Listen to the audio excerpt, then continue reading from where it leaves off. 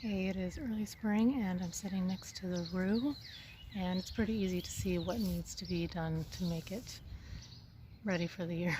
Those yellowing stems are all last year's stems, and then down here is the new growth.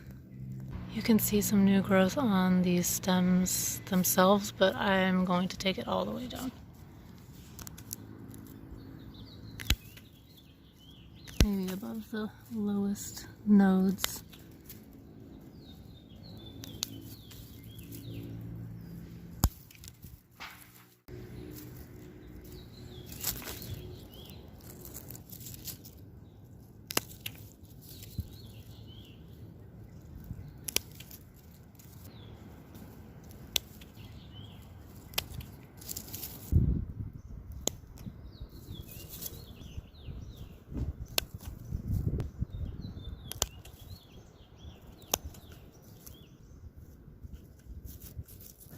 Clean off any dead leaves that stay behind.